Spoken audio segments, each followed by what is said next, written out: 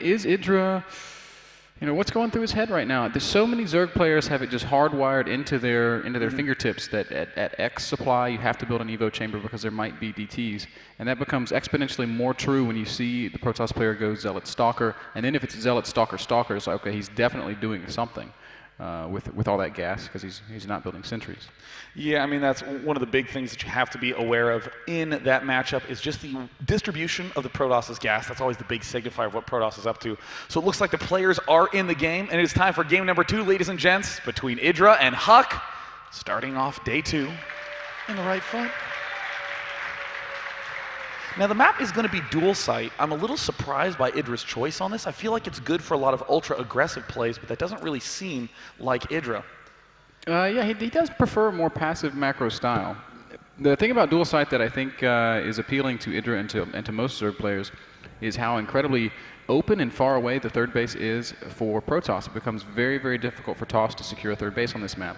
It's very, very like Xel'Naga Caverns in that it's a relatively small 2-player map, but it's got an incredibly open center, so it gives you tons and tons of mobility all over the place. So while 2-base maps are typically something that Zerg players are perhaps a little bit aware of, I think dual site is one that plays out really nicely. I'm really interested to see that HuK going pylon on the low ground here. Well, in the right position, we have the reigning champion of Dreamhack and widely considered to be perhaps the best Protoss player in the world. It is EGIdrA.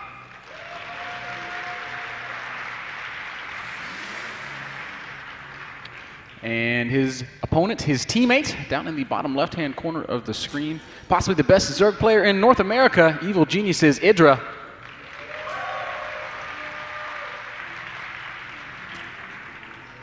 And, you know, Forge Expand on dual site seems like it's really, really greedy day 9. This does seem quite risky. I think many people remember the infamous play of Nesty on this map. Just rushed 4-layer, plopped creep down with Overlords, and Spine Crawler pushed the Expo. There was very, very little that the Protoss player could do about it. Yeah, IdrA's going to be opening up speedlings, so that kind of a play will be an option for him. If he gets he's not drone scouting, but that Overlord's going to, where is that Overlord going? He's turning right. So, I don't know.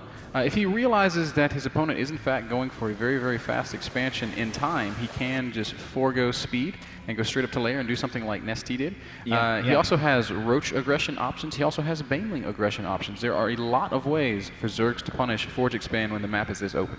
Yeah, I mean, remember the game from yesterday, the amazing series between Sheth and Todd. In their game on Metalopolis, Sheth just identified that this kind of expansion play was coming and instantly pushed it with Roaches. There was really not that much that the Protoss player could do. Yeah, there's just so little that that Protoss has when he does something like this. The gateways are super delayed. You can always throw down cannons, but I mean, if you have to build cannons, then yeah, build cannons. But really, you don't want to add cannons. You want to be able to hold with something else because your tech is slowed down. Your ability to produce units is slowed down greatly. So we'll see what it is that IdrA chooses to do. He still hasn't scouted HuK. I'm so surprised at his passive scouting. Yeah. I think that's a great point you bring up about the delayed tech. When it's an open map, people will think, how do I end up making myself safe now? Building this second pylon to wall, building this cannon, and then this gateway to make sure that they're safe for right now. But anytime you're doing an early expand and you're thinking to yourself, ooh, it looks like we have that same play coming up the Roach cancel, Mr. Bitter.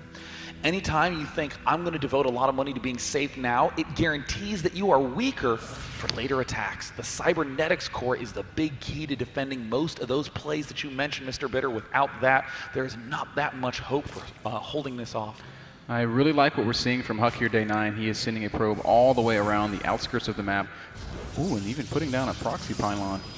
Very, very nice. Yeah, that might come into play a little bit later on. Obviously, the main purpose of this probe is to get a scout off. He's going to want to see if IdrA has an expansion. And there it is. HuK. Speed is done. No! Oh!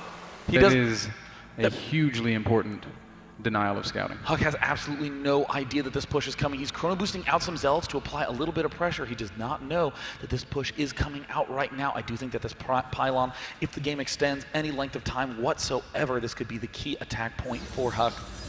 passing by the watchtower. Now we see EGIdrA continuing to add on more roaches and lings. EGIdrA is going to do the all-in play. He can transition into something a little bit normal after the fact, but he is going to desperately need to do a lot of damage with this push, but I do think EGIdrA has a strong chance of winning right here. Oh my gosh, HuK is so in the dark. He does have a sentry out, or did he get a sentry out? No, looks like completely skipped the sentry, instead favoring to devote that gas to a +1 attack upgrade.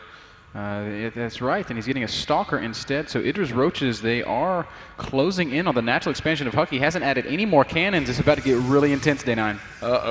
Here comes the push, and now HuK sees it, instantly pulls back, and we see the roaches beginning to try to work away. We see those zealots well positioned there, but the roaches absolutely evaporate those zealots, and all of a sudden it looks like EGIdrA may be able to take a quick win. Very possible. HuK has thrown down the Stargate back behind his Nexus, though, so he does have the Void Ray follow-up coming. Roach is continuing to stream down. HuK has pulled probes. He's trying to buy himself a lot of time, and he's doing a really good job, Day 9. I mean, extremely impressive control there by HuK. We see that there are some weakened roaches in this mix. If HuK can maybe just get one extra shot down on that one back roach, he can take it out. The other cannon does manage to finish, and he traps with the probes. Oh my god, the roaches are completely tapped. The Stargate is done. The Void Ray is on the way. Unbelievable. HuK made that look easy. Excellent defense there by HuK. EGIdRA's still streaming across the map with a few more units, but as soon as this Void Ray pops out, his aggression is going to be over, and this is really starting to look like it could be a quick 2-0. I cannot believe that actually just happened. HuK held that off so calmly. We see a couple roaches moving on in. Big blunder there by EGIdRA, and there's the GG again. EGIdRA losing 2 of the fastest games I have seen in